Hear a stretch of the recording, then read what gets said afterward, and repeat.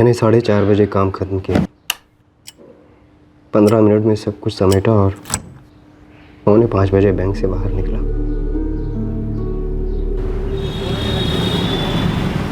मेरा ब्रांच इंदिरा नगर इलाके में, घर नील चौक में। मैं घर पैदल लौटा। लगभग 20 मिनट लगते हैं घर पहुंचने में। 5:05 हुए होंगे जब मैं घर पहुंचा। कल यानी 10 जुलाई को आप ऑफिस पैदल गए थे? जी। क्यों? बस यूं ही। आपकी पत्नी सरिता, उन्होंने सुबह कुछ कहा था आपसे? ऐसा कुछ अलग से तो नहीं कहा, बस वही रेगुलर 8:30 को रोज की तरह नाश्ता हुआ। लीजिए। ओहा, ग्रेट। टीना सो रही? उठ तो गई थी, लेकर आती हूँ।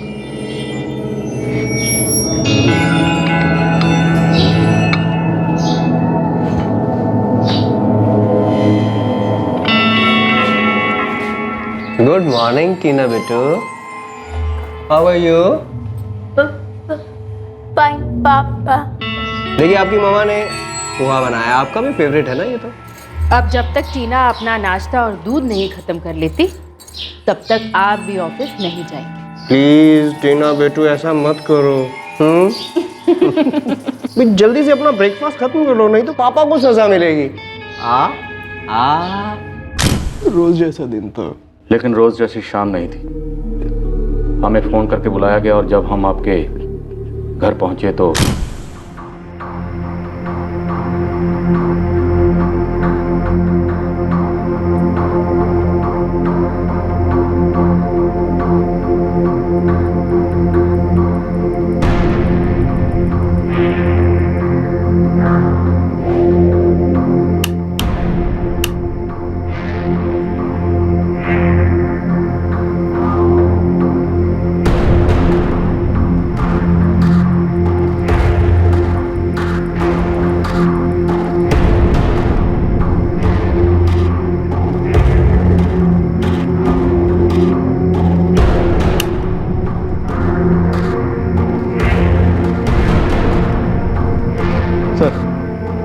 पीछे का दरवाजा खुला लगता है। चेक करो, मैं बेडरूम में देखता हूँ। प्लीज मुझे अंदर जाने दीजिए, मुझे देखना है कि मेरी वाइफ और बेटी कहाँ है। सर जी, पूरे घर में खून फैला हुआ है, क्राइम सीन है ये। बेहतर ये होगा कि आप अंदर न जाएं। पर इतनी खामोशी क्यों है अंदर? उनकी आवाजें सुनाई क्यों नहीं दे रही?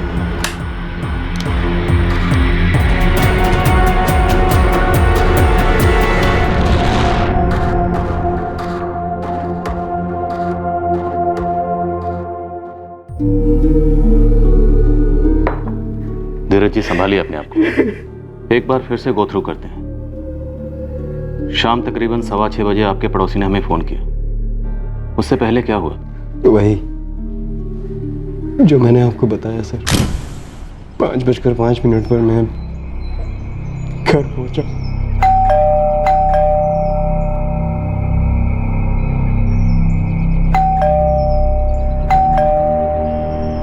आपके पास घर की चाबियां नहीं थी? जरूरत नहीं पड़ती थी, सरिता हमेशा घर पर ही रहती। आगे क्या हुआ? सर मैंने घर का मेन स्विच ऑफ कर दिया।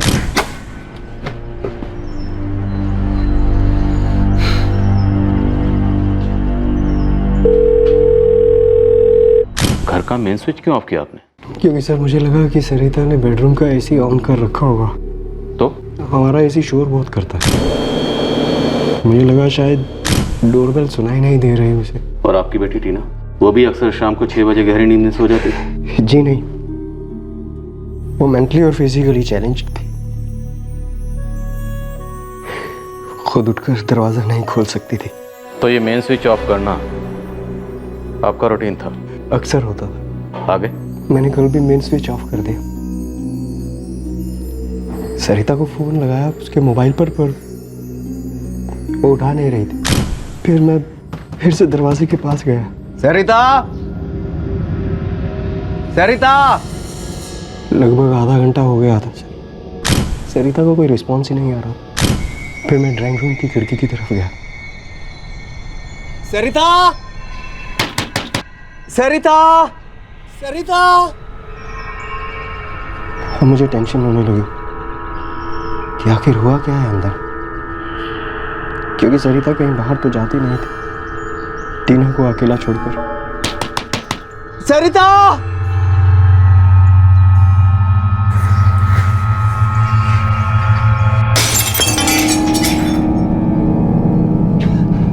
सरिता! सरिता! सरिता!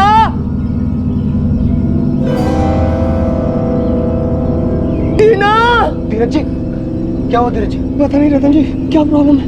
पिछले 45 मिनट से कोशिश कर रहा हूँ, सरिता दरवाजा ही नहीं खोल रही है। अंदर खून है जमीन पर। खून?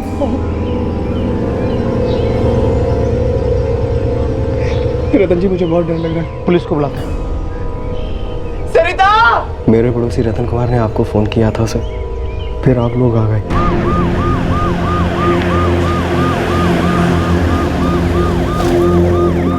आइए सर। सर दरवाजा अंदर से बंद है, चाबी मेरे पास नहीं है। दरवाजा तोड़ना पड़ेगा। तोड़ दीजिए सर, मेरी बेटी और बीवी अंदर है सर, प्लीज।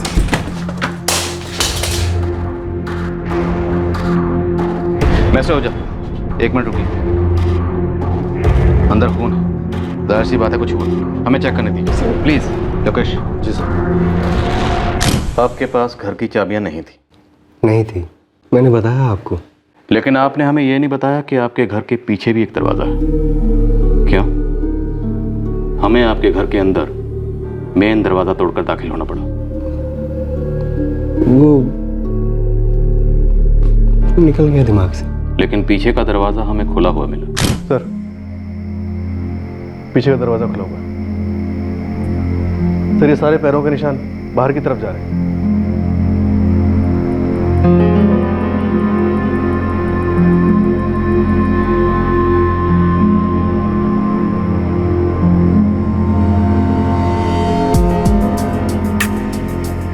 टायर्स के निशान। कातिल शायद 2 व्हीलर से इस तरह भागा होगा, या भागे होंगे स्कूटर या बाइक। सर, पैरों के निशान वहां तक जा रहे हैं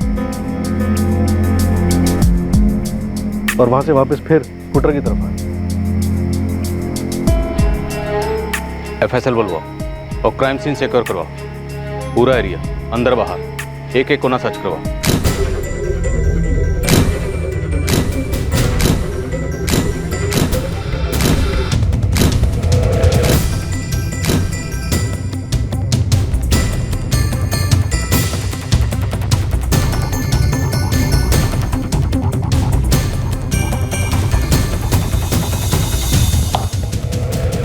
ऑब्वियसली ये दरवाज़ा आप लोगों ने तोड़ा है, तो ये दरवाज़ा एविडेंस लिस्ट में नहीं होगा। करेक्ट। इस दरवाजे पे कोई भी फोर्स एंट्री के निशान नहीं है। मैंने भी सबसे पहले यही नोटिस किया।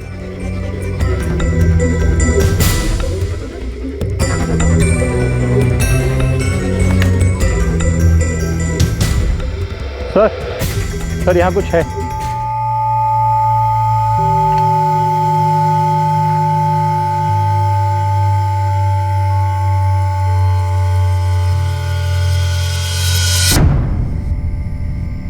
जब हम किचन स्कैन कर रहे थे, ये चीजें मिसिंग लग रही हैं। कातिल ने शायद विक्टिम सरिता आहूजा के सर पर इन्हीं से वार किया होगा। उसके बाद उसने सारे एविडेंस यहाँ डंप किए होंगे,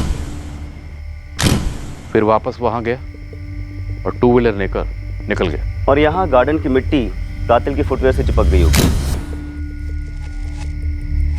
हम खून से सने हुए फुटप्रिंट्स के ट्रेसेस ले लेते हैं, टेस्ट करेंगे। और मुझे लगता है कि अटैकर या अटैकर्स के पास एक थैली या एक बैग और भी रहा होगा, जिसमें चोरी का हुआ सामान उन्होंने रखा और भाग गया, या फिर भाग गए, क्योंकि बेडरूम में काफ़ी उथल पुथल है।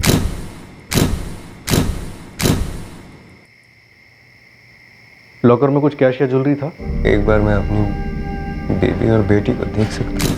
आपको उस घर में रहते हुए तकरीबन 20 साल तो हो गए होंगे। जी हाँ।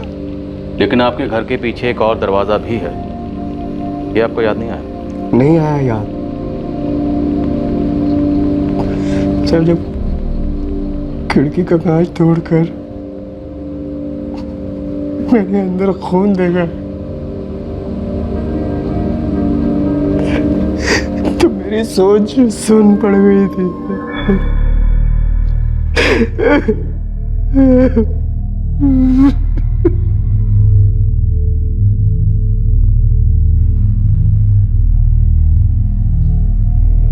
के बगल में भी खून की बूंदें थी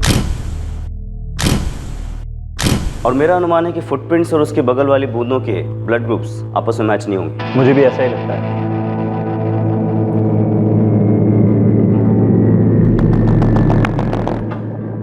चाकू टूटा हुआ है, आधा चाकू विक्टिम सरिता के एब्डोमेन में लॉन्च और उसका ये हैंडल जो हमें उस बैग से मिला, ये दोनों आपस में मैच करते हैं। इसका मतलब ये एक ही चाकू। सर, मैंने कातिल की संभावित मूवमेंट्स और क्या क्या हुआ होगा उसका एक रफ मैप बनाया है।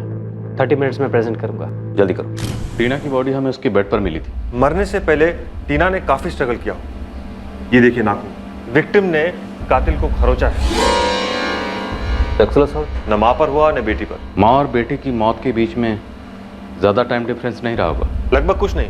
10 जुलाई की शाम को 3 और 4 बजे के बीच ये दोनों मर्डर्स हुए और अगर अपर लिमिट पकड़े तो 4:30। हस्बैंड धीरज आहूजा ने हमें बताया कि वो अपने घर 5:05 पर पहुंचे थे और वो बैंक से निकले थे तकरीबन 4:45 बजे।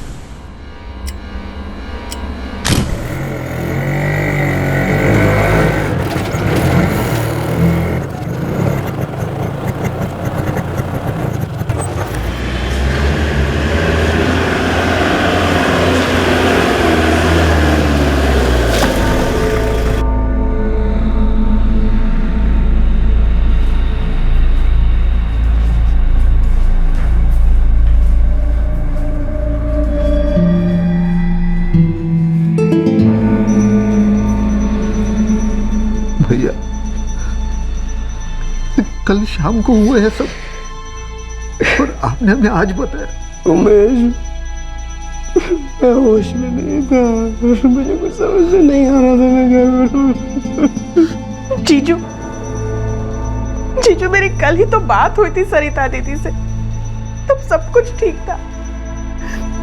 ये अचानक कैसे हो गया? पता नहीं करुणा, पता नहीं। मैं बस ऑफिस से घर लौटा और धीरज जी, आपने अभी तक बताया नहीं कि घर में से क्या क्या चोरी किया गया हो सकता है। सारी ज्वेलरी हमारी बैंक लॉकर में रहती है। घर में कैश था लगभग 25,000 रुपए। ये 25,000 कैश आपने आजकल में रखा था या पहले से यहाँ पे मौजूद था? 4 दिन पहले विथड्रॉ किया था। Sir, 1 minute. सर, इस कॉलोनी में तो सीसीटीवी नहीं है, लेकिन सामने वाली बिल्डिंग में भी हाल ही में सीसीटीवी लगाया गया है। एक काम करो, कल यानी 10 जुलाई के सारे दिन की सीसीटीवी फुटेज मंगवा लो। इनफैक्ट कुछ दिन पहले की भी मंगवा लो। जी सर। शायद सर कातिल का इस घर में बराबर आना जाना रहता था। हो सकता है। घर में फोर्स एंट्री के निशान तो है नहीं। ये सामने वाला दरवाजा तो खैर हमने ही तोड़ा है, जरूर पिछले दरवाजे से आया होगा। ये मुझे चोट आई जब मैंने खिड़की से पर्दा हटाने की कोशिश की। जीजू, सरिता दीदी से कल कोई मिलने आने वाला था क्या? मुझे उसने इस बारे में कुछ नहीं बताया। नीलेश ने क्राइम सीन का रिक्रिएशन किया है और मेरा और आपका अनुमान लगभग एक जैसा ही। आंसर, क्राइम सीन पर 2 ब्लड ग्रुप सैंपल्स मिले। पहला AB पॉजिटिव और दूसरा है O positive. AB positive, O positive. Victim Sarita Ahuja का ब्लड ग्रुप AB पॉजिटिव था और उनकी बेटी टीना का A पॉजिटिव। और क्योंकि टीना का खून तो बहा ही नहीं था, इसलिए O पॉजिटिव शायद कातिल का ब्लड ग्रुप। ये फुटप्रिंट वाला ब्लड ग्रुप AB पॉजिटिव है जो कि सरिता का था, और उसके बगल में ये जो ड्रॉप्स हैं इसका ब्लड ग्रुप O पॉजिटिव है। मतलब कातिल जख्मी हुआ और ये खून की बूंदें उसके जख्मी राइट हैंड की शायद। Quite possible. वो अपने इंजर्ड राइट हैंड को अपने लेफ्ट हैंड से पकड़कर बेडरूम नंबर 2 से बेडरूम नंबर 1 की तरफ गया होगा और इस दौरान दोनों जगह लेफ्ट हैंड की उंगलियों के निशान हैं। अंगूठे की पोजीशन से पता चला कि ये फिंगरप्रिंट्स लेफ्ट हैंड की है। लॉकर चाबी से खोला गया, तोड़ा नहीं गया, कोई फोर्स नहीं। लॉकर की चाबी कबर्ड में रहती है, कपड़ों के नीचे। जो कातिल को पता थी। कातिल आपकी जान पहचान का या धीरज? मेरी जान पहचान का? या फिर शायद आपकी फैमिली की जान पहचान का? कोई जान पहचान का आदमी मेरी सरिता और टीना को क्यों मारेगा? कल ही सरिता दीदी से कह रही थी कि अगले हफ्ते मैं उन्हें मिलने आ जाऊंगी। काफी दिन हो गए थे उनसे मिली नहीं थी, और आज जब आई हूं तो दीदी टीना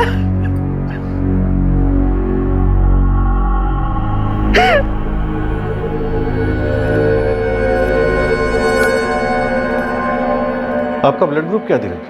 मेरा ब्लड ग्रुप जी, आपका ब्लड ग्रुप ए पॉजिटिव। पर क्यों? किचन में ब्लड के फुटप्रिंट वाले कोई निशान नहीं है। इसका मतलब कातिल ने विक्टिम सरिता के सर पर बेलन से वार शायद किचन में किया हो।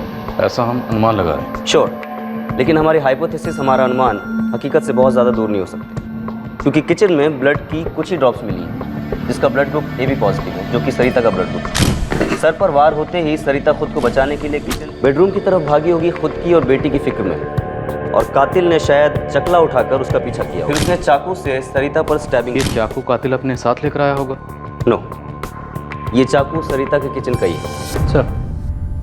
सरिता किचन में थी, आटा गूंदा हुआ था, सब्जियां काटी जा रही थी, खाना बनाने की तैयारी हो रही थी जब अटैक हुआ। ये चाकू कातिल ने वहीं से उठाया होगा। चाकू घर का ही है, मैंने क्रॉस चेक करवाया है। जी हाँ, हमारी किचन का है। कातिल ने सरिता के सर पर बेलन से वार किया किचन में। उस दौरान उसका राइट हैंड इंजर्ड हुआ होगा और चाकू का एक हिस्सा सरिता के पेट में रह गया। उसके बाद उसने टीना को भी मार डाला, लेफ्ट हैंड से गला दबाकर। जिस वक्त टीना पर अटैक हुआ वो अपने बेड पर सो रही थी। टीना ने फाइट बैक किया लेकिन बच नहीं पाई। कुछ ऐसा ही हुआ होगा। कातिल पक्का राइट हैंड में इंजर्ड हुआ होगा। मैंने टीना के गले पर पड़े मार्क्स के प्रिंट्स को ब्लो अप किया, लेफ्ट हैंड का निशान।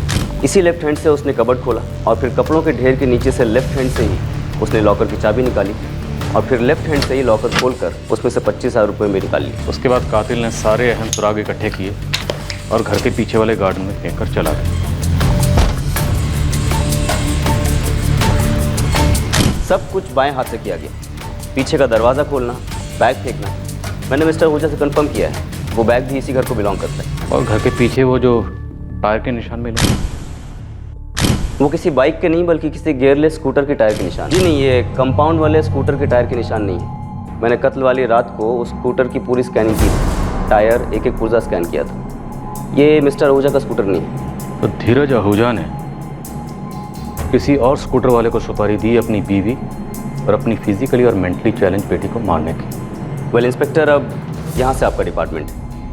मेरा काम था क्राइम सीन रिक्रिएशन की ब्लूप्रिंट तैयार करना, और अभी तक की डिटेल है कि कातिल एक सिंगल आदमी है, उसके राइट हैंड में चोट लगी है और उसका ब्लड ग्रुप O पॉजिटिव है। क्राइम सीन पर मिले सुरागों को बड़ी ही बारीकी से स्टडी करके फोरेंसिक टीम ने इस हत्याकांड का एक तरीके से एक्शन रिप्ले रचा। अब ये जानना था कि कातिल कौन था, उसने ये डबल मर्डर क्यों किए, और क्या ये 25,000 रुपए की चोरी सिर्फ एक पर्दा था पुलिस को गुमराह करने के लिए। और अब पुलिस कैसे पहुंचेगी कातिल तक? मैंने सुपारी दी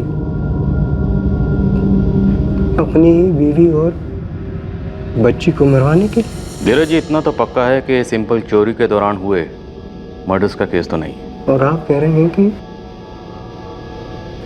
मैंने? मैं यही कह रहा हूं कि ये दोनों मर्डर्स आपने करवाए, क्योंकि घर के अंदर कोई फोर्स्ड एंट्री नहीं है। कातिल को घर के अंदर वेलकम किया गया, और ये भी हो सकता है कि आपकी पत्नी उसी के लिए खाना बना रही थी।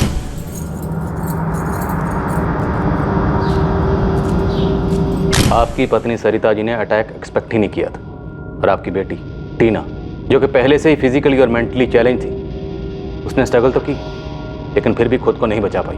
और मैंने अपनी टीना और बीवी को मरवाया, ये कहना चाह रहे हैं? बिल्कुल। किस बेसिस पे? कि मेरी बीवी खाना बना रही थी। लॉकर की चाबी की लोकेशन किलर को पता थी, क्योंकि मुझे पीछे के दरवाजे के बारे में ख्याल नहीं आया था।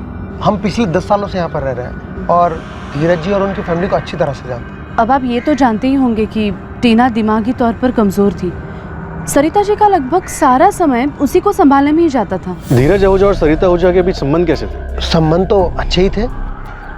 हाँ, वैसे कोई झगड़ा नहीं था, लेकिन क्या है ना, सरिता जी बहुत बड़े फैमिली को बिलोंग करती थी। मेरा मतलब है पैसे वाली फैमिली से, और धीरज जी हमारे जैसे वर्किंग क्लास। पर शारदा, ये तब की बात है जब उन लोगों की शादी हुई थी। शादी के इतने सालों बाद ऐसी कोई भी बात नहीं थी। पर आप सोचिए ना जरा, सरिता जी हमेशा कार में ट्रैवल करती थी और धीरज जी हमेशा स्कूटर पे दिखाई देते थे। हम सर, हमें कुछ नहीं पता। अगर कोई बात रही भी होगी तो पति पत्नी के बीच में रही होगी। पति पत्नी के बीच?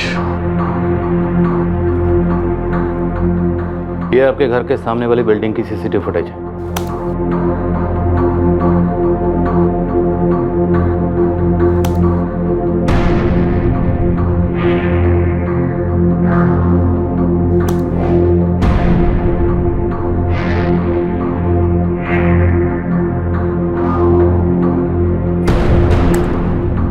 ये 10 जुलाई की सुबह को आप अपने घर से ब्रेकफास्ट करके बैंक के लिए निकले।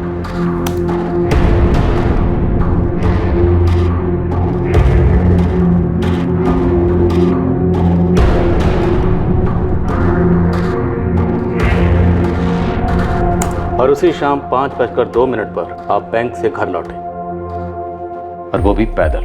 पर आप ये मुझे क्यों दिखा रहे हैं? क्योंकि धीरज जी कुछ तो ऐसा है जो हमें नहीं दिख रहा है। क्या नहीं दिख रहा है सर? आपके सुबह बैंक जाने से लेकर शाम घर लौटने तक हमें आपके घर के पास शक करने जैसा कुछ नहीं दिख रहा। कातिल आपके घर के अंदर पीछे के दरवाजे से दाखिल हुआ, पर अफसोस पीछे कोई सीसीटीवी कैमरा नहीं था, और ये बात शायद कातिल को अच्छी तरह से पता थी।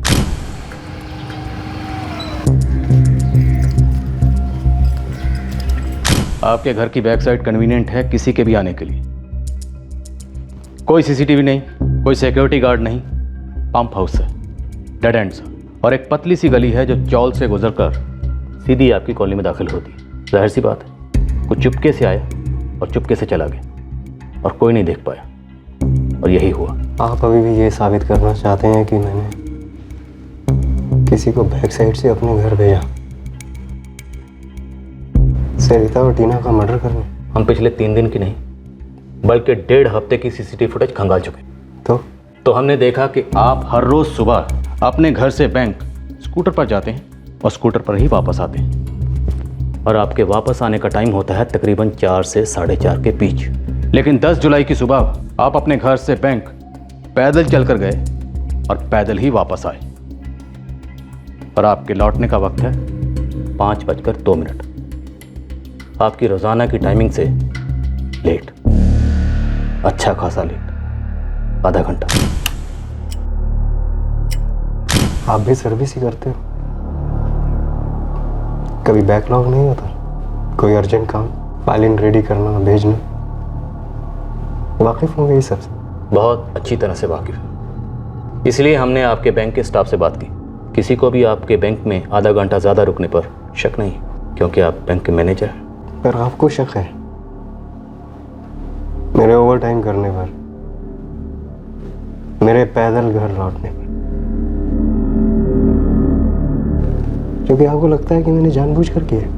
हमें तो लग रहा है, और हमें शक है, पूरा शक है, और आप साबित कीजिए कि हमारा यह शक बेबुनियाद है। सर, इस बात पर कोई शक नहीं है कि हमारी फैमिली और जीजू की फैमिली में हमेशा से क्लास डिफरेंस रहा है। हमारी फैमिली वेल ऑफ है, जीजू की मिडिल क्लास। तो इस डिफरेंस से आपके जीजू को कोई तकलीफ होती थी? 23 साल की शादी थी सर, एडजस्ट हो गए थे। पक्का एडजस्ट हो गए थे? देखिए सर, मेरे जीजू बहुत ही सिंपल इंसान है, पर बहुत मेहनत करके उन्होंने अपने लिए एक पोजीशन बनाई है। तो आपके जीजू की ये पोजीशन सरिता जी के लिए काफी थी? दीदी ने कभी अपनी लाइफस्टाइल में कोई चेंजेस नहीं किए। घर में एक एसी चाहिए थी तो एसी लग गई थी। दीदी को कार की आदत थी, जीजू को नहीं थी, फिर भी उन्होंने दीदी के लिए कार खरीदी। दीदी हमेशा कार से ही आती जाती थी हर जगह, पर जीजू कार इस्तेमाल नहीं करते हैं। उनके कुछ उसूल हैं, वो उनके हिसाब से ही चलते हैं।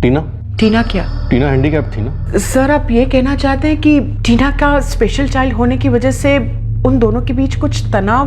नहीं सर, वो दोनों टीना को बहुत प्यार करते थे। देखिए करुणा जी, डायरेक्टली पूछ रहा हूं, क्या टीना उन पर बोझ थी? Of course not. हमारी फैमिली, जीजू की फैमिली, जीजू के भाई उमेश जी, उनकी वाइफ रितु जी, उनके बच्चे प्रीति और अभिमन्यु, हम सब टीना को बहुत प्यार देते थे। आप एक मारी गई स्पेशल चाइल्ड को बोझ कहकर इस तरह उसका इंसल्ट न करें। हम किसी का इंसल्ट नहीं कर रहे। ये एक डबल मर्डर की इन्वेस्टिगेशन चल रही है, जो एक चोरी के दौरान हुए नहीं लगते। ये एक सोची समझी साजिश रची गई थी। सर, टीना हमारे जिगर का टुकड़ा थी सर। लेकिन फिर भी उसे बेरहमी से मार दिया गया। क्यों सर? क्यों? वो हमारे दिलों को, हमारे घरों को खुशियों से भर देती थी सर। आप जिस घर में रहते हैं वो किसका है? ये मेरा है। ये कैसा सवाल हुआ सर? ये जो आपका घर है वो आपका पुश्तैनी घर है? आपके पिताजी आपके लिए छोड़ गए थे? हाँ, और उसका इस सबसे क्या ताल्लुक?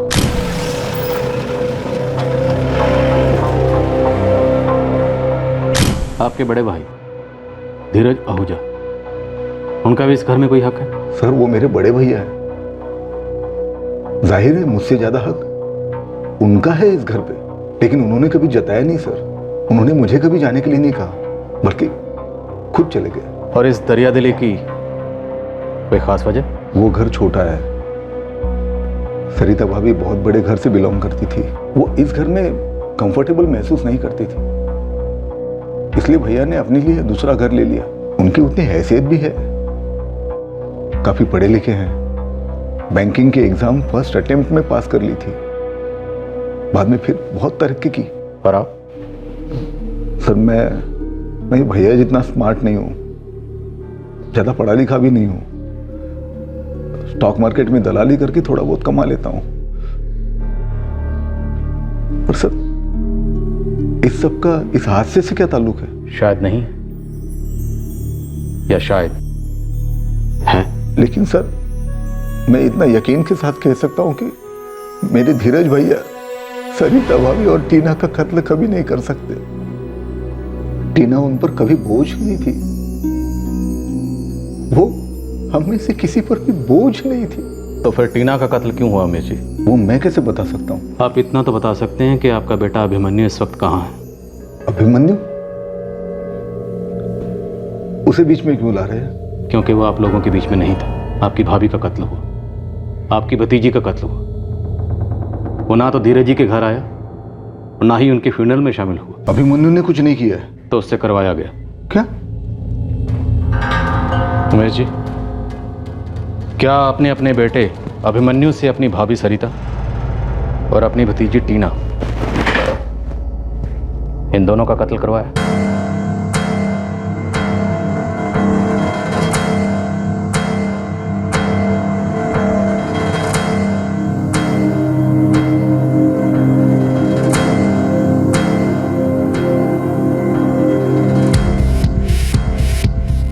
हम सारी डिटेल्स कलेक्ट करेंगे, पर इंस्पेक्शन के लिए हमें स्कूटर हिरासत में लेनी होगी।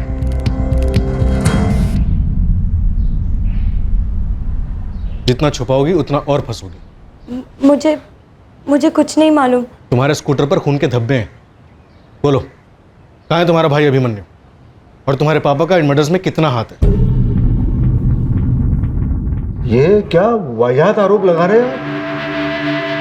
अभिमन्यु एक इंजीनियरिंग स्टूडेंट है, टॉपर है। बहुत अच्छी बात है, हमें भी मिलना है आपके इस टॉपर बेटे से। उसका प्रोजेक्ट सबमिशन चल रहा है, तो अपने दोस्त के घर पर ही रह रहा है पिछले कुछ दिनों से। पिछले कुछ दिनों से मतलब 10 जुलाई। अभिमन्यु का फ़ोन नंबर और दोस्त का एड्रेस लिखिए।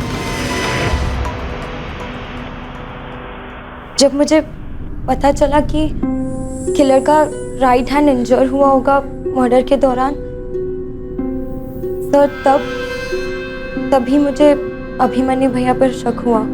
अभिमन्यु के राइट हैंड पर 10 जुलाई को कोई घाव था? मम्मी मंदिर गई थी, पापा काम से बाहर गए थे, मैं घर पर अकेली पढ़ाई कर रही थी। भैया क्या हुआ आपको? कुछ नहीं, तू दरवाजा बंद कर।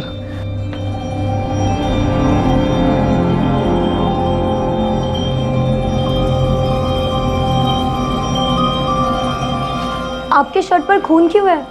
और ये बैंडेज? बोला ना सब ठीक है। स्कूटी से गिर गया था, ग्लास से कट हुआ, डॉक्टर अंकल ने पट्टी कर दिया। सुन, अब मैं 2-4 दिन के लिए रुपेश के घर जा रहा हूँ, मम्मी पापा को बोल देना, ठीक है?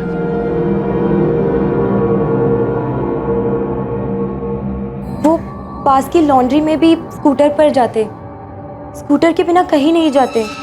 लेकिन सर उस दिन वो स्कूटर घर पर ही छोड़ गए थे। बाद में मम्मी ने मुझे उन्हें फ़ोन करने को भी कहा था जब ताईजी और टीना के मर्डर्स की खबर आई, लेकिन भैया ने मुझसे कहा कि वो बिज़ी है और बाद में फ़ोन करेंगे। लेकिन सर वो एक बार भी नहीं आए। तभी मुझे और अजीब लगा। गुड, देर से आए पर दुरुस्त है। अच्छा कि तुमने ये सब कुछ अभी बता दिया। प्रीति, अभिमन्यु ने? मुझे नहीं मालूम मम्मी, भैया ने मुझे डायरेक्टली कुछ नहीं बताया। त्रिपाठी, मैं रुपेश के घर जा रहा हूँ और उमेश ओझा को वहीं पुलिस स्टेशन रुकने के लिए कहना। पता करते हैं उसकी एक्चुअल इन्वॉल्वमेंट क्या है। सर, क्या हुआ? मेरा बेटा मिला? मिल जाएगा, और इस केस की सच्चाई भी बहुत जल्दी मिल जाएगी उमेश जी। सच्चाई छुपाई नहीं छुपती कभी।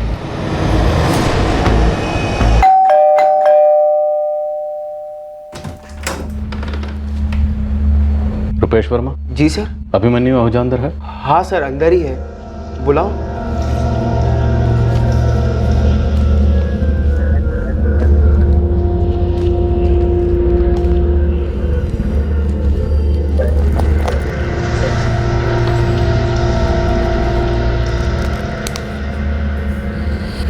ये सारा मटेरियल फोरेंसिक जाएगा, सब कुछ स्कैन होगा। एनालिसिस रिपोर्ट मुझे जल्दी चाहिए। जी सर।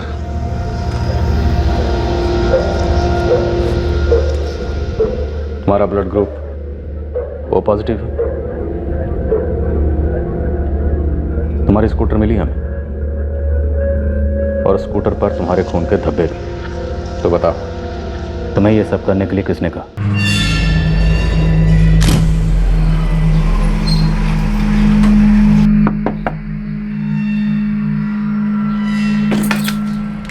प्रणाम ताई जी। अरे अभी आ बेटा, आ अंदर। ये ले बेटा। आप ताया जी अंदर हैं? नहीं बेटा, आज ताई जी लेट है, ओवर टाइम चल रहा है। कभी आएंगे? कुछ बोल नहीं सकती। तुम सीधा कॉलेज से आ रहे हो? जी। आप ताई जी, एक बात करनी थी। पहले कुछ खा लो, खाना बना दो। ओके ताई जी, नेक्स्ट वीक मेरे कॉलेज का सबमिशन है। एक प्रोजेक्ट है, मटेरियल्स लेने हैं। आप मुझे 2500 रुपये लगेंगे, हेल्प कर देंगे प्लीज़? तभी तो मैं सोचूं, अभी तक मुद्दे पर क्यों नहीं आ रहे थे? ताया जी मुझे पैसे के लिए कभी मना नहीं करते थे। फीस के लिए, प्रोजेक्ट्स के लिए पापा के पास कभी इतने पैसे होते ही नहीं थे, और प्रोजेक्ट्स में एक्सपेंसेस बहुत हो जाते हैं। पर उस दिन ताया जी घर पर नहीं थे, और ताई तो ये जो तुम हेल्प हेल्प कह करके हर दूसरे दिन अपने ताई जी से जो पैसे ले जाते हो ना, उसका असली नाम है भीख। सिर्फ पढ़ाई के लिए पैसे मांगता हूँ ताया जी से, पापा के पास कभी इतने होते ही नहीं। और यहाँ तो पैसों का पेड़ लगा है। नहीं, कभी तुम आते हो, कभी खुद तुम्हारे पापा आते हैं। अगर इंजीनियरिंग करने की हैसियत ही नहीं थी तो एडमिशन ही क्यों ली? मेरिट स्टूडेंट हूँ ताई, स्कॉलरशिप भी मिलती है, बस पूरी नहीं पड़ती। मतलब तुम हर बार ऐसे ही आकर के पैसे मांगोगे। तुम्हारी ग्रेजुएशन होगी, फिर तुम्हारी बहन प्रीति कॉलेज जाएगी, वो पैसे मांगेगी। कभी तुम लोगों को ख्याल नहीं आता कि ताया जी की अपनी फैमिली भी है, टीना की इतनी बड़ी रिस्पॉन्सिबिलिटी है, घर के खर्चे हैं। पर नहीं, तुम लोगों का तो भीख मांगना रुकता ही नहीं। चुपती है ना बातें बेटा, जानती हूँ, लेकिन बिना कहे मेरे दिल की भी चुभन कम नहीं होती। मैं चलता हूँ ताई। ना बैठ, मैं रोटी बना देती हूँ। इतनी बुरी भी नहीं है तेरी ताई जी जितना तू समझता है। और सुन, ये बातें ताई जी से मत करना, और ना ही उनसे पैसे मांगना। बैठ अभी। सर, ताई से पैसे मांगने में हमेशा शर्मिंदगी होती थी मुझे। ताई आसपास होती तो उन्हें ये अच्छा नहीं लगता था, ये भी मुझे पता था। लेकिन सर, उस दिन कुछ ज्यादा ही बोल दिया उन्होंने, भिखारी बोल दिया सर। 10-15 मिनट वहीं बैठा रहा सर, मैं गुस्से में था, बहुत गुस्से में। फिर टेंशन थी कि प्रोजेक्ट कैसे सबमिट करूंगा। पूरे साल की मेहनत थी सर। बार बार वो भिखारी भिखारी वर्ड मेरे दिमाग में घूम रहा था। फिर बस कुछ ऑफ सा हो गया मेरे अंदर। बेइज्जती बर्दाश्त नहीं कर पाया सर।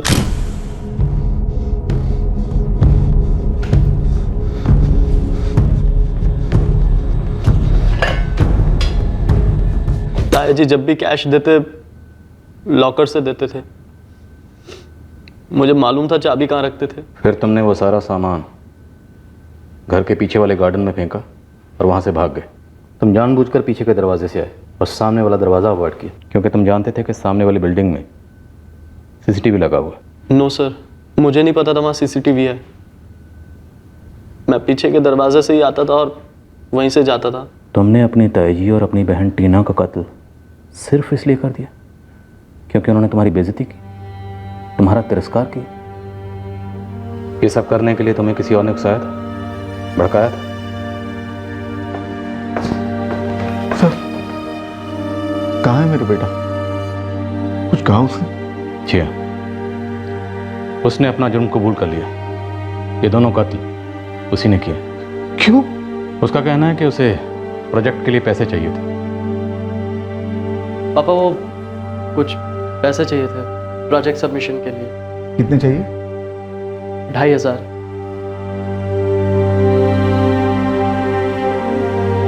अभी तो इतने पैसे है नहीं मेरे पास। कोई बात नहीं पापा, मैं बंदोबस्त कर लूंगा।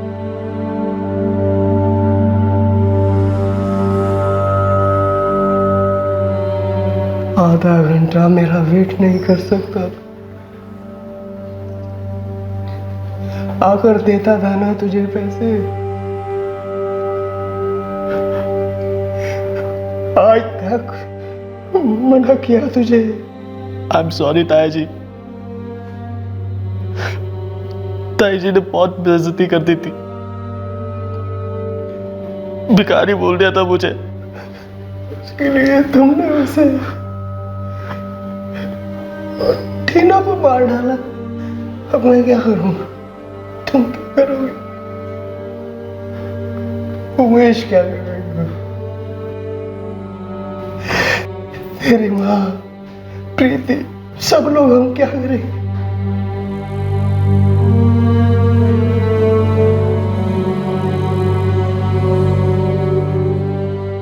अभिमन्यु के माता पिता और बहन को भी यह तिरस्कार चुभता था, पर जब उन्हें पता चला कि अभिमन्यु ने किस तरह तिरस्कार का जवाब दिया, तो उन्हें खुद ऐसा तिरस्कार महसूस हुआ जो जीवन भर शायद भुला ना पाएंगे।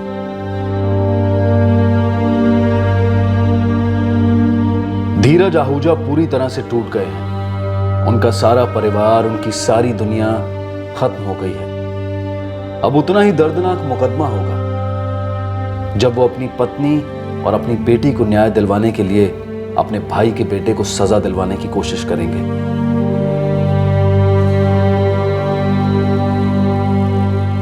पुलिस ने अभिमन्यु के खून से सने जूते भी बरामद कर लिए हैं जो उसने कत्ल के दौरान पहने थे। ये जूते अब सबूतों की लिस्ट में जुड़ गए हैं। अभिमन्यु इस वक्त जुडिशियल कस्टडी में है और बहुत जल्द मुकदमे का सामना करेगा।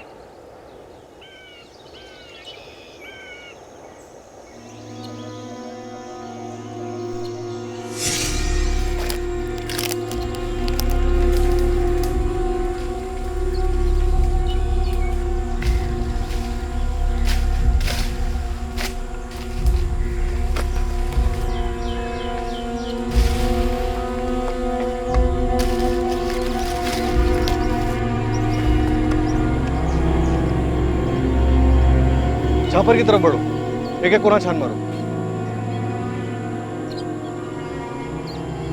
साहब, कुछ पता चला साहब? अभी नहीं गोपी, पता चलेगा तो मैसेज आ जाएगा अंदर से। साहब,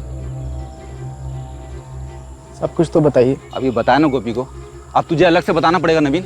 पता चलेगा तो दोनों को पता चल जाएगा। सुबह से लगे हुए हैं, जंगल भी छोटा नहीं है, ऊपर से जंगली जानवर भी कम नहीं है।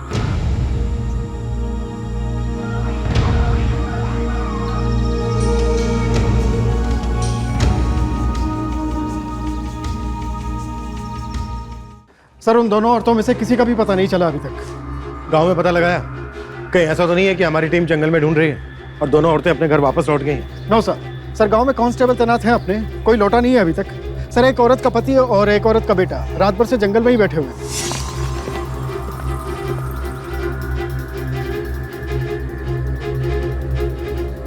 सैनी मैं भी निकल रहा हूँ जंगल के लिए, लगता है हमें अपनी सर्च को और फैलाना होगा। सर एक औरत का पति है और एक औरत का बेटा है जंगल के बाहर, और दोनों को ही नहीं पता कि दोनों औरतें जंगल के किस हिस्से में लकड़ियां चुनने जाती थी। जंगली जानवर तो सारे जंगल में फैले हैं सैनी, और ये दोनों औरतें पूरी रात जंगल में रही।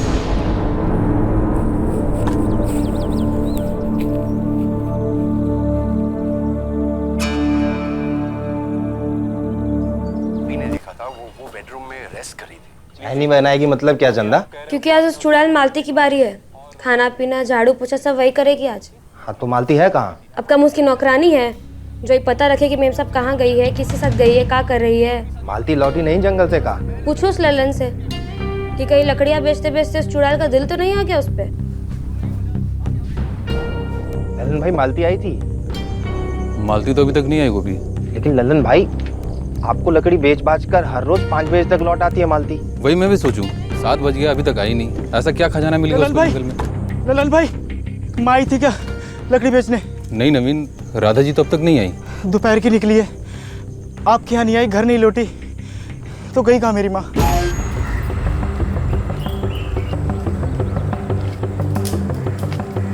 नवीन, न तुम्हारी माँ राधा जी यहाँ आई हैं और गोपी न तुम्हारी लुगाई मालती।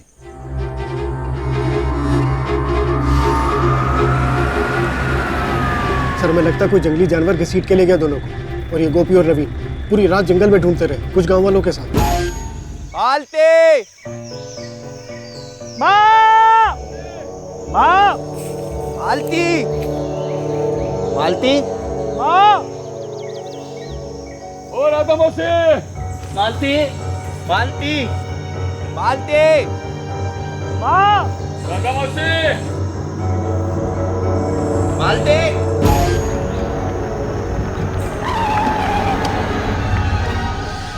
सर टीम किधर गई है? छापर की तरफ सर। साहब साहब साहब! मालिक रुकिए, मालिक मालिक सांप के पीछे दौड़ने से दोनों मिल जाएंगे क्या? तलाश जारी है, थोड़ा सब्र रखो। चलो पीछे हटो, चलो पीछे।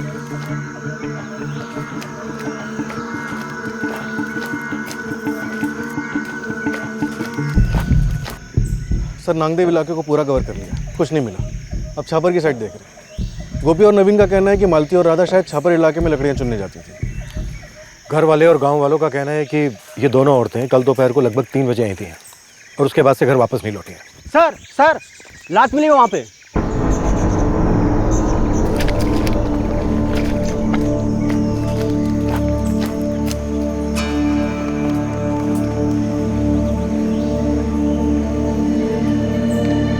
तुरंत एम्बुलेंस बुलाओ, एक लाश मिली है। फोटोग्राफर और फॉरेंसिक को भी।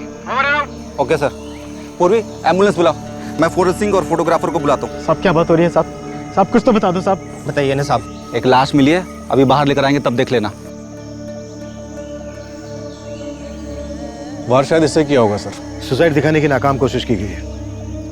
ये देखो साड़ी को ठीक से पेड़ से बांधा नहीं है। सैनी औरत जवान है। सर एक और लाश मिली है।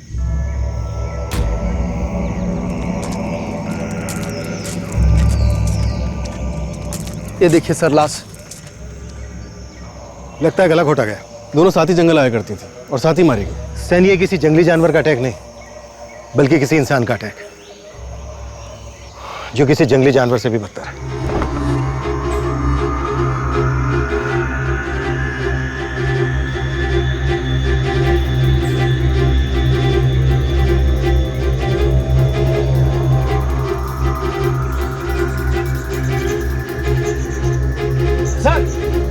सर एक और लाश।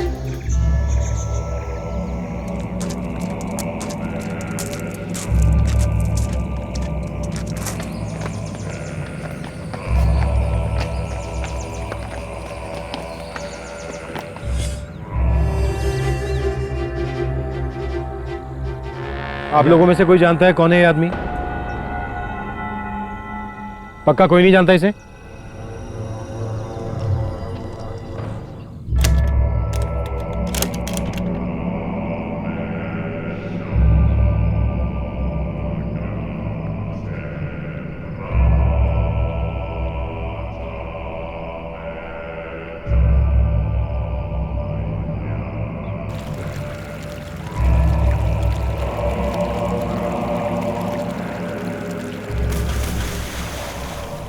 सर तीनों लाशों के आसपास से किसी का भी मोबाइल नहीं मिला।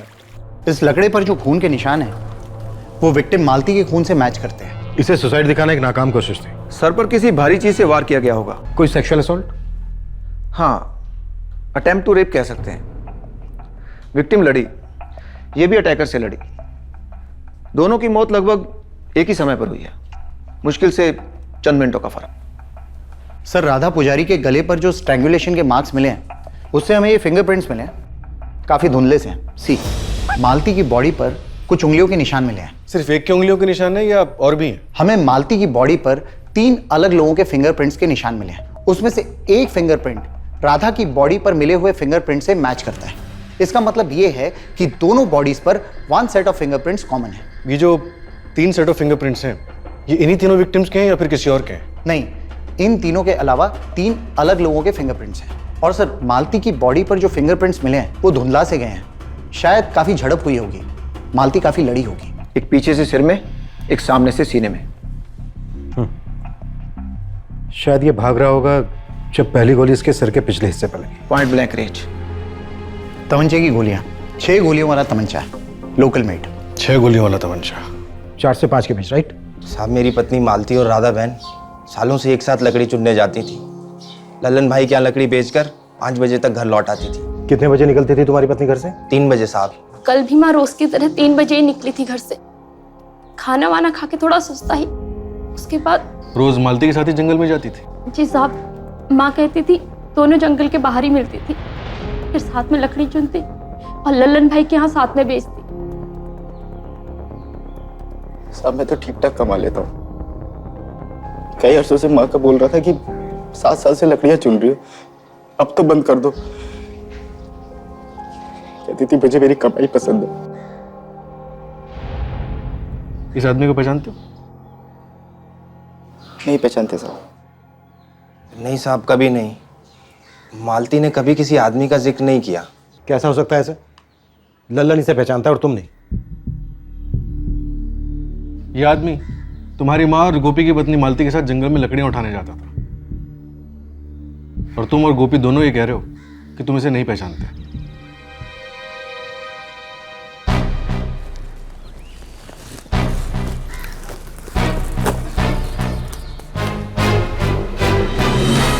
चलता हूँ।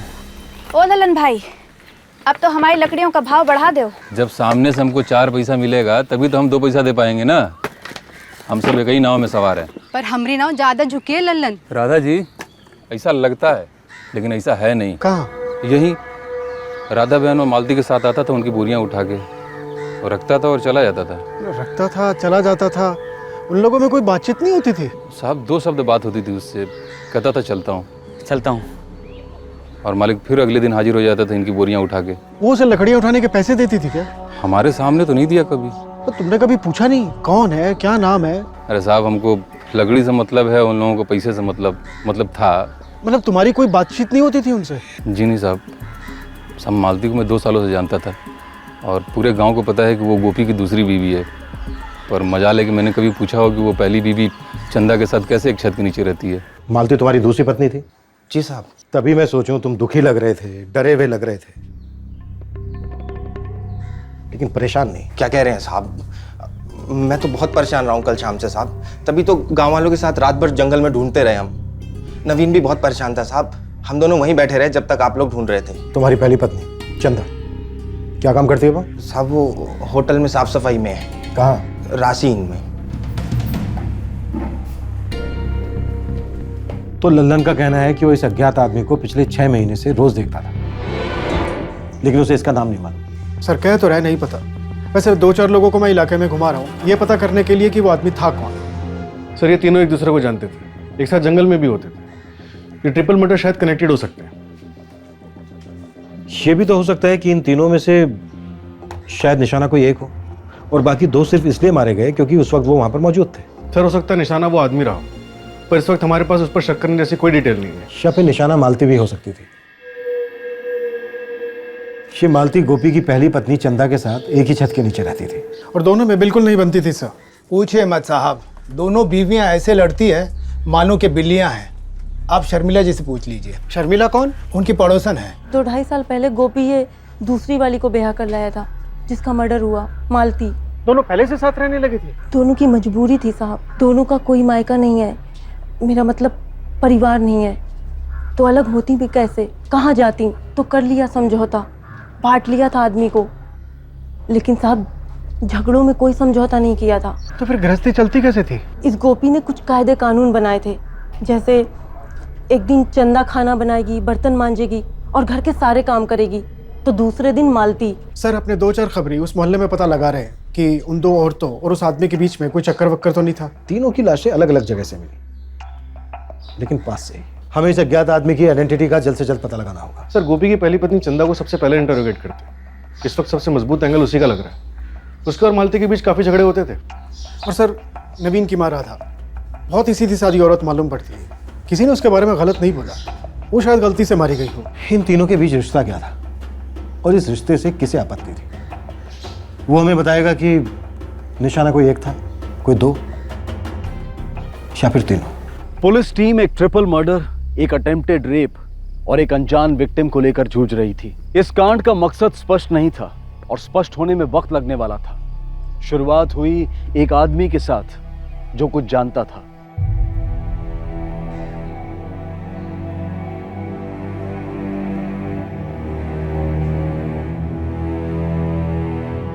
क्या जानते हो तुम ट्रिपल मर्डर केस के बारे में? हम मर्डर के बारे में कुछ नहीं जानते हैं, पर सब जो आदमी मारा गया है वो उसको हम जानते हैं। उमेश यादव, करते क्या हो तुम? साहब वो सहारनपुर हाईवे के बाईपास के पास एक होटल बन रहा है, हम वहीं पर काम करते हैं। उस आदमी की जो लाश मिली है उसकी तस्वीरें किसी मोहल्ले में दिखाई थी क्या? नो सर, सर पूछताछ ही चल रही है, वो भी ज़बानी। और सर लाश की तस्वीरें ना हमने टीवी पे दिखाई हैं और ना ही किसी अखबार में। उस लाश की तस्वीरें हमने किसी को नहीं दिखाई। फिर तुझे कैसे पता चला कि जो आदमी मारा गया है उसे तू जानता है? वो जो आदमी मारा गया है वो हमारा दोस्त ओम प्रकाश ही था। हाँ, लेकिन तुझे कैसे पता चला कि ओम प्रकाश मारा गया है? उमेश, ये उमेश, क्या हुआ रे गुड्डू? वहाँ जंगल में पुलिस को 3 लाशें मिली हैं। कौन थे वो लोग? गांव की 2 औरतें थी और एक आदमी, और जो आदमी है तुम्हारा दोस्त ओम प्रकाश लगता है। जब आप लोगों को लाशें मिली थी तब गुड्डू वहीं पर था। गुड्डू जो है वो ओम प्रकाश के गांव का ही लड़का है। वो आप लोगों से कहने के लिए डर रहा था तो उसने हमको आकर बता दिया, लेकिन हमको इतना मालूम है कि ओम प्रकाश किन्हीं 2 औरतों के लिए लकड़ियों की बोरियां उठाता था। अरे ओम प्रकाश, हाँ एक बात पूछें का? ये बताओ कि तुम्हारी फैक्ट्री की शिफ्ट तो 4 बजे खत्म हो जाती है ना? हाँ। तुम काहे नहीं हमारे साइट पे आ जाते हो? 4:30 से 7:30 बजे तक 3 घंटा काम करें और ठेकेदार से घंटा के हिसाब से मजदूरी ले लें। उस मजदूरी से हम कौन सा बंगला बना लेंगे? हाँ, और वैसे भी हमारे लिए 8 घंटे बहुत है फैक्ट्री में दिन के। एक बात बता, वो 2 औरतन के लिए तू जाता है जंगल में वजन उठाने के लिए, है? कितना पैसा देती होंगी तुझे? अरे हमारी साइड पर दुगना तिगना मिलेगा। हम एक पैसा नहीं लिया उनसे अब तक। तो क्या तुमका भूत सवार है समाज सेवा का है? अरे वो बात नहीं है यार, हम एक दिन फैक्ट्री से जल्दी निकल गए, सोचा सड़क किनारे बैठ के चाय पी ले। सामने से वो दोनों आ रही थी।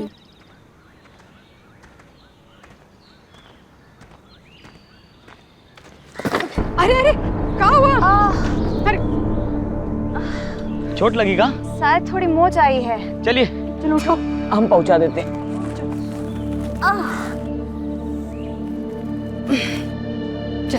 चलिए। ओ बांजी, हाँ लाइए अपना लकड़ियाँ भी दे दीजिए, हम उठा लेंगे। अरे नहीं नहीं, रहने दे, हमारी लकड़ियाँ ही हम ही उठाएंगे। अरे तो आज हमें उठाने दीजिए। अरे रहने दे, चल। लाइए तनक आराम भी कीजिए। दीजिए। वो दोनों बहुत गरीब है, हमरे जैसी। बेचारी लकड़ियां बेचकर 2-4 पैसा कमा लेती है और हम भी फैक्ट्री से जाने के बाद जंगल में जाके उनकी मदद कर देते हैं और 5 बजे तक तीनों काम समेट कर जंगल से बाहर। ओम प्रकाश भैया, दाल में कुछ काला तो नहीं है ना? अब भैया, किसी जरूरतमंद की मदद करना जमाना काला समझे तो काला सही, वैसे इसमें तुम्हारा दोस्त नहीं, जमाने का है। कौन औरतें हैं, क्या हैं? कुछ नहीं। अच्छा उमेश, दाल में क्या कुछ काला था? पता नहीं साहब, पर पिछले 8 साल से ओम प्रकाश हमारा दोस्त है। जब वो गोरखपुर से आया था ना, तब से हमारे साथ ही रहता है। तुम्हारा ये दोस्त ओम प्रकाश किस फैक्ट्री में काम करता था? साहब वो शक्तिमा इंडस्ट्रियल एस्टेट है ना, वहीं पर J&D टेक्सटाइल का यूनिट है।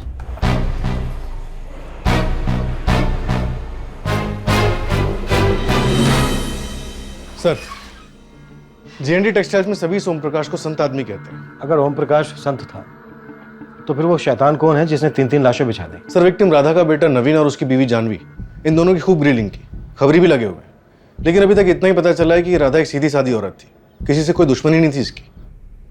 इतना ख्याल रखती थी मैं माँ जी का, और पुलिस वाले हमारे पड़ोसन से पूछ रहे थे कि मैं माँ जी से झगड़ती थी। एक तो माँ के जाने का दुख, ऊपर से उल्टे सीधे सवाल। पुलिस वाले पूछा किसी से कि मैं माँ को मरवा सकता हूँ? सोचो, मैं जानता तक नहीं था उस आदमी को। कितनी बार मैंने माँ से कहा था कि लकड़ी वाला काम बंद कर दो, पर नहीं, जिद पकड़ के बैठी थी।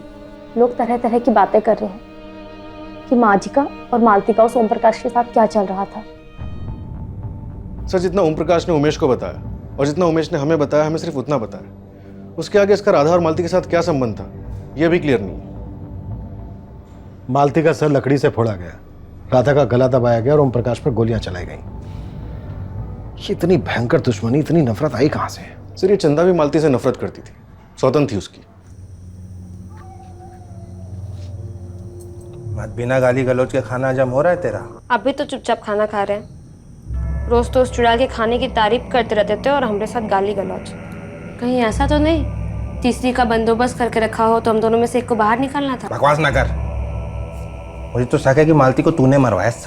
हम नहीं मरवाया उसको, उस आदमी को हमने ही उसके पीछे लगवाया था उस पर नजर रखने के लिए, और फिर मरवा दिया राधा जी को और उस आदमी को भी। सांप भी मर गया और लाठी भी नहीं टूटी। ताने घिस रही है कि सच बोल रही है?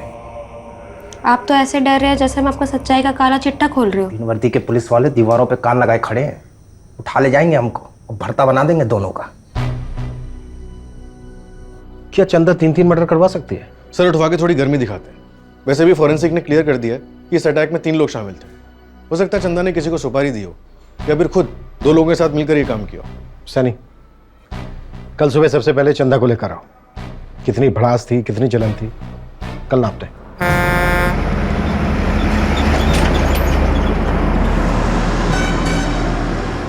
सौतन थी हमरी वो, भाग गई थी गोपी को तो उठा लाया। दुश्मन थी हमरी वो। कितनी दुश्मनी थी, किस हद तक गई? हम भगवान से रोज प्रार्थना करते थे कि वो हमारे घर से हमेशा के लिए चली जाए, लेकिन दुनिया से नहीं। तेरी प्रार्थना तो कबूल हो गई नहीं, या कबूल करवाई गई? हमें इतनी हिम्मत नहीं है कि हम किसी को मरवा सके। और वैसे भी साहब, हमारी दुश्मनी मालती से थी, बाकी 2 को तुम जानते तक नहीं, तो उनको मरवा के हमको कौन सा सुकून मिल जाता। रास्ते का पत्थर हटाते वक्त आसपास के कंकड़ों का ख्याल कौन रखता है? कि राधा ओम प्रकाश ये तो आसपास के कंकड़ थे जिन्हें तेरे भेजे तीनों हत्यारों ने यूं ही मार डाला। कौन थे? किराए के, रिश्तेदार या दोस्त? कैसी बातें करते हैं आप साहब? हम कैसे किसी को किराए पे लेकर आएंगे? लोग हमें किराए पे ले जाते हैं अपने काम के लिए। हमारा पति मजदूर है और हम होटल में साफ सफाई का काम करते हैं साहब। 2 वक्त की रोटी ठीक से कमा नहीं पाते, 3-3 गुंडों को पैसा कहाँ से देंगे? दोस्त और रिश्तेदार ये तो बिना पैसे के ही काम कर देते हैं। हाँ साहब, लेकिन दोस्ती और रिश्तेदारी इतनी गहरी होनी भी तो चाहिए ना। हम अनाथ है बचपन से, 11 साल से अपने आप को संभाल रहे हैं। और वो मालती को तो हम जुबान से काटते थे साहब, मारने वारने का कभी नहीं सोचा उसको। ये चंदा काफी ढीठ है। इसके और गोपी के फोन रिकॉर्ड्स में कुछ नहीं दिखा रहा है सर। तीनों विक्टिम्स के फोन रिकॉर्ड्स? कुछ नहीं सर, बस एक ही बात कॉमन है। क्या? इन दोनों की last cellphone location Saharanpur highway के पास है, यहाँ से 40 किलोमीटर दूर।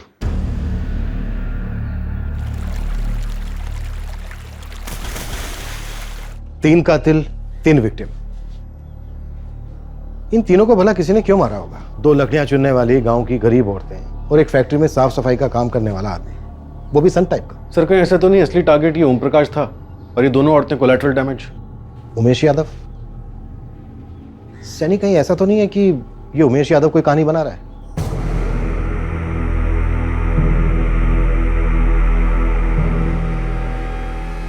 उमेश की कड़ी क्वेश्चनिंग और क्रॉस क्वेश्चनिंग की गई, उसकी सारी डिटेल्स खोद निकाली गई, लेकिन उसके खिलाफ शक करने जैसा कुछ भी सामने नहीं आया। तो फिर इस हत्याकांड का मकसद क्या था? वो एक सिंगल सुराग क्या था जो इस भयंकर ट्रिपल मर्डर केस को अंजाम दे सकता था? सर, शक्तिमान इंडस्ट्रियल एस्टेट में कम से कम 100 लोगों से पूछताछ की, सुपारी लेने वालों से भी पूछा, लेकिन कुछ हाथ नहीं लगा। सैनिक, कब तक हम ये सिर्फ पूछताछ ही करते रहेंगे? मुझे लगता है कॉन्ट्रैक्ट किलिंग का केस है। सर, तमंचा आसपास के एरिया में कौन यूज करता है आप देख सकते हैं। और वैसे भी हमारी डिस्ट्रिक्ट में 500,000 रुपए में तमंचा चलाने वालों की कमी नहीं है। ओम प्रकाश को 6 गोलियों वाले तमंचे से मारा गया? जी सर, तमंचे से, कट्टे से नहीं। तमंचा से नहीं, पूरा तमंचा बाजार खंगाल डालो, सारे के सारे हिस्ट्री शूटर्स को उठा लो। 6 गोलियों वाले तमंचे का इस्तेमाल हुआ है। कोई ना कोई होगा जो इस तमंचे के बारे में जानता होगा। सर, लेकिन लोकली मेड तमंचे का कोई रिकॉर्ड नहीं होगा। जानता हूं सैनी, कोई रिकॉर्ड नहीं होगा, रजिस्ट्रेशन नहीं होगा, कुछ भी नहीं होगा। फिर भी पूछ पूछ कर, सूंघ सूंघ कर किसी भी हालत में हमें इस तमंचे तक पहुंचना है। दूसरा कोई रास्ता नहीं है हमारे पास।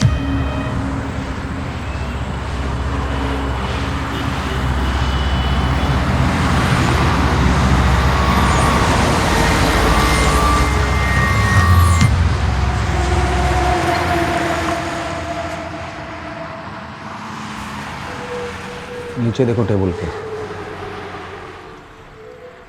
बढ़िया है। कुंवारा है कि खून चका चुका है? क्या है? तुमको क्या करना है? हम एक खास तमंचा ढूंढ रहे हैं। घास के बोरे में सुई खोज रहे हो? ये हाईवे यहाँ से रोज हजारों ट्रक निकलते हैं और लगभग सब ट्रक ड्राइवर के पास ही तमंचा होता है। क्या है? बताए, जब सहारनपुर से माल लाद के देहरादून जाते हैं और जब देहरादून से माल लाद के सहारनपुर आते हैं, तब हाईवे पे लुटेरे धावा बोल देते हैं उनसे बचने के लिए, और कभी कभी ये चल भी जाता है। सर, जिस जंगल में कांड हुआ वो सहारनपुर और देहरादून के बीच में पड़ता है। हजारों ट्रक अप डाउन करते हैं। तो हम भी हजारों आदमी लगा देंगे अली, तू उसकी चिंता मत कर। तो बस ये पता लगा कि ओम प्रकाश पर तमंचा किसने चलाया और साथ में 2 गरीब औरतों को मार डाला। सर, लॉजिक से जाए तो पहले JNT टेक्सटाइल्स पे धावा बोलना चाहिए। ये ओम प्रकाश वहाँ जॉब करता था, हो सकता है किसी ट्रक वाले से पंगा लिया हो। JNT टेक्सटाइल को रेड करो।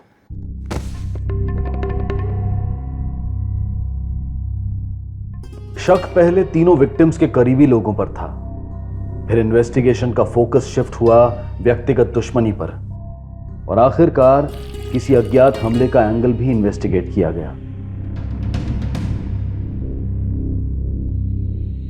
अब सारी तहकीकात एक तमंचे पर टिकी थी। किसने यह तमंचा फायर किया था और वो कौन 3 लोग थे जिन्होंने ये 3 कत्ल किए थे और क्यों?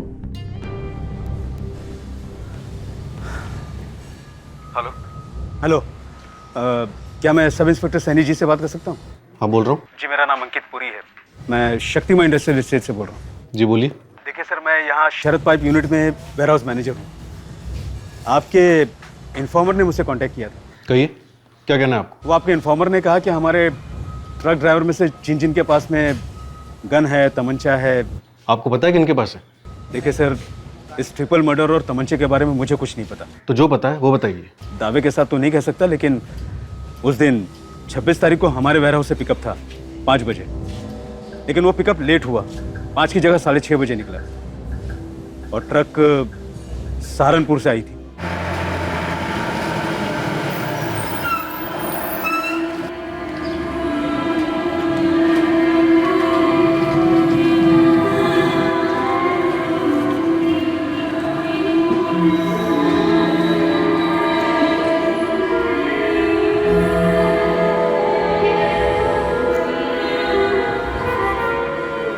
कितने बजे?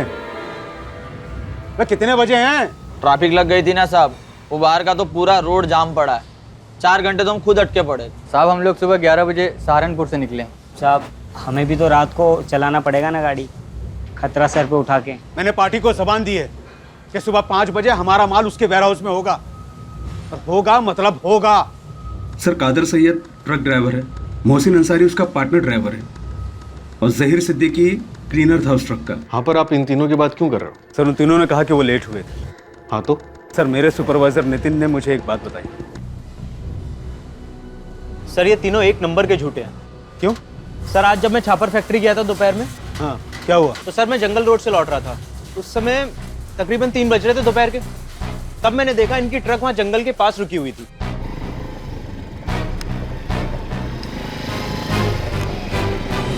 मुझे इन सभी ट्रकों के नंबर याद हो गए, तो ये ट्रक देखकर मैंने फौरन पहचान लिया। फिर मैंने सोचा छापर रोड पर ट्रक थी जंगल के पास, और वहां से ज्यादा 45 मिनट लगने चाहिए थे। उस समय 3 बज रहे थे, तो 4 बजे तक यहाँ आ जाना चाहिए था।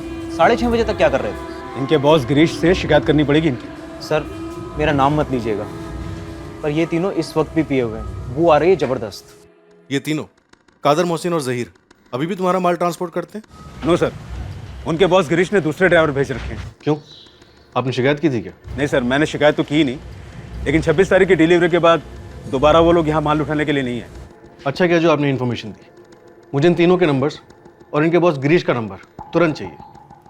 फोरेंसिक रिपोर्ट के हिसाब से 3 आदमी थे और इस वक्त हमारे पास ये 3 संदिग्ध हैं, कादर सैयद, मोहसिन अंसारी और जहीर सिद्दीकी। सर्कमस्टेंशियल एविडेंस तगड़े बन रहे हैं सर। जंगल के पास ट्रक, शराब का नशा, झूठ बोलना और लेट होना। फ़ोन नहीं करते, डायरेक्ट उठा लेते हैं। सैनी तुम एक काम करो, ट्रांसपोर्ट कंपनी के मालिक गिरीश को फ़ोन लगाओ और उससे कहो कि तीनों को वहीं बुला ले। कादर सैयद, मोहसिन अंसारी और जहीर सिद्दीकी। गिरीश, ये तीनों इस वक्त किस सेक्टर में ट्रक चला रहे हैं? जी हाँ सर, ये पहले देहरादून सहारनपुर रूट कर रहे थे, पर अब मैंने उन्हें बद्दी हिमाचल साइड में लगा दिया है। पर बात क्या है सर? 26 जून के बाद इनका सेक्टर चेंज किया था? जी।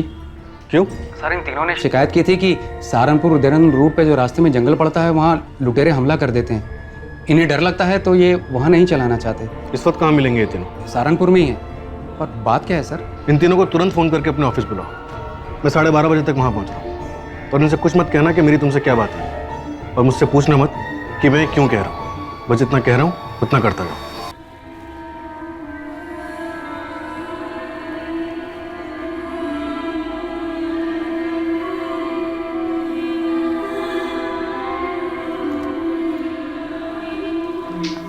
डिलीवरी कहाँ करनी है गिरीश भाई? बताता हूँ। PSI सैनी। गिरीश भाई, ये क्या हो रहा है गिरीश भाई? दरअसल जो कांड होना था वो हो चुका है। कैसा कांड साहब? 26 जून को शाम 3-4 बजे के आसपास छापर गांव के पास वाले जंगल में तुम लोग क्या कर रहे थे?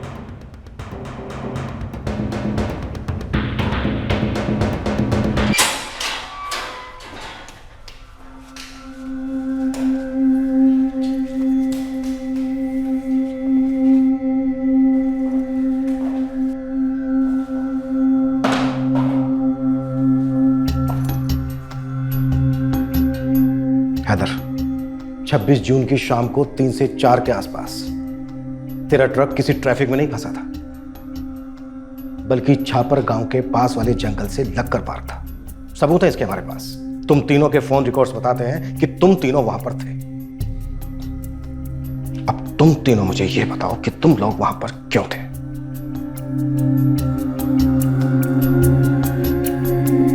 इन तीनों की किसी ने तस्वीरें दी थी तुम्हें और बताया था कि ये तीनों उस वक्त वहां पर मिलेंगे, खत्म कर दो? क्या फिर ये सब एक इत्तेफाक था कि उस वक्त तुम लोग वहां पर थे और बस एक लम्हे में ये सब हो गया? देखो, इस वक्त मुझे सिर्फ सच सुनना है, पूरा सच, और वो भी बहुत जल्दी। या तो तुम तीनों मुझे ऐसे ही सच बता दो, नहीं तो अतड़ियों में हाथ डाल के सच निकलूंगा।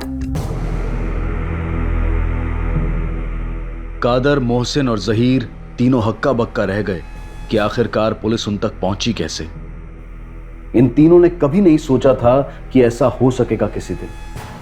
ठीक उसी तरह जैसे इन तीनों ने सोचा नहीं था कि 26 जून की उस शाम को जंगल में क्या होने जा रहा था।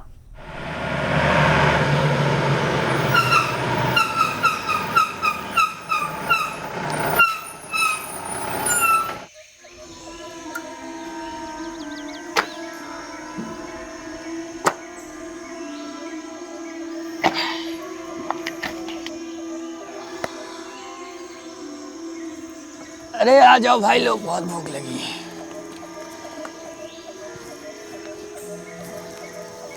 हो जाए 2-2 घूंट। अरे हो जाए, इसमें पूछने वाली क्या बात है?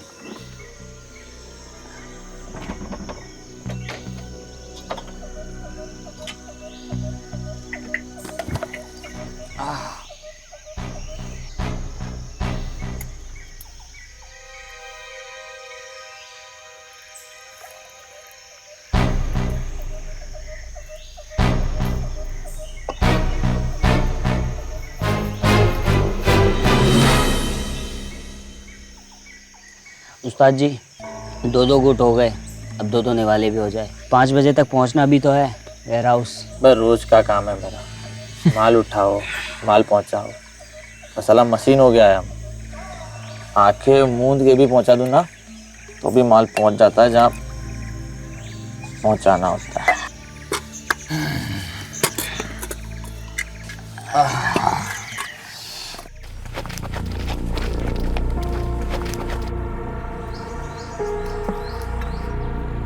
राधा बहन, मालती बहन, हम पहुंच गए।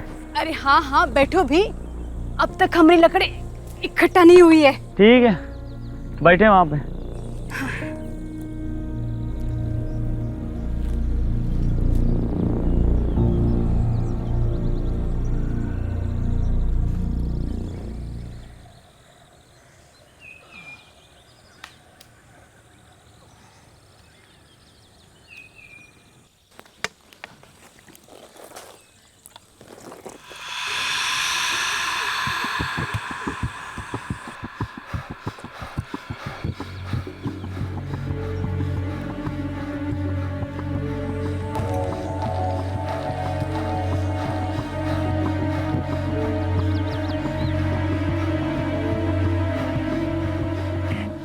जहीर, हसीन,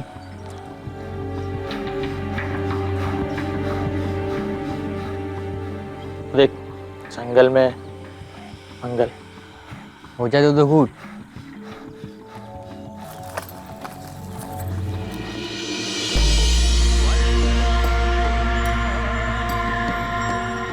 कौन है आप लोग? क्या चाहिए?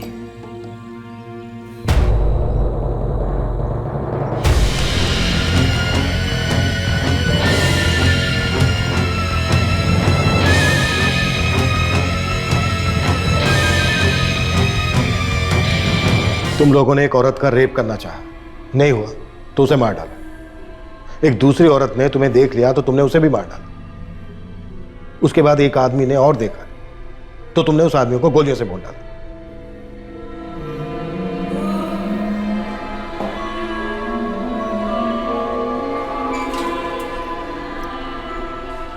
कादर, मोहसिन और जहीर, इन तीनों की मालती से कोई जान पहचान नहीं थी। बस वो उसे अपनी नशीली हवस का शिकार बनाने की कोशिश में थे। ना वो राधा को जानते थे और ना उनका ओम प्रकाश से कोई ताल्लुक था। कादर, मोहसिन और जहीर ने इन तीनों विक्टिम्स के मोबाइल फोन ले लिए थे और सहारनपुर हाईवे के पास एक नदी में फेंक दिए थे। मालती और राधा के घर वाले और ओम प्रकाश का दोस्त उमेश, इन तीनों में से किसी के पास शब्द नहीं थे अपने शौक और शोक को बयां करने के लिए। जब उन्हें पता चला कि दरअसल तीनों के तीनों मौत के घाट सिर्फ इसलिए उतारे गए क्योंकि वो कातिलों की विकृति के गवाह बन गए थे।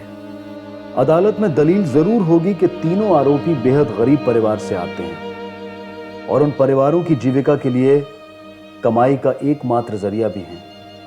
यह भी आर्ग्यू किया जाएगा कि ये तीनों फर्स्ट टाइम क्रिमिनल्स हैं, लेकिन ये ट्रिपल मर्डर इन तीनों कातिलों की जड़ता का उदाहरण है। इन तीनों ने वो जुर्म किया है जो दुनिया का सबसे संगीन जुर्म है, हत्या। तीनों आरोपियों को आईपीसी की धारा 302 के तहत हत्या के लिए और धारा 201 के तहत सबूत मिटाने के लिए गिरफ्तार किया गया है। इन पर गैर कानूनी हथियार रखने के और बलात्कार करने की कोशिश के चार्जेस भी लागू हुए हैं। तीनों फिलहाल जुडिशियल कस्टडी में हैं। कल रात सीआईडी के एपिसोड के बाद आपसे फिर मुलाकात होगी एक और चौंका देने वाले केस के साथ। तब तक सुरक्षित रहें, सतर्क रहकर एक अच्छे नागरिक का फर्ज अदा करें और देखते रहें क्राइम पेट्रोल सतर्क। सबक एक को सीख हम सबको। जय हिंद। इस तरह के और भी एपिसोड देखने के लिए हमारे चैनल को सब्सक्राइब करें और बेल आइकन दबाना ना भूलें।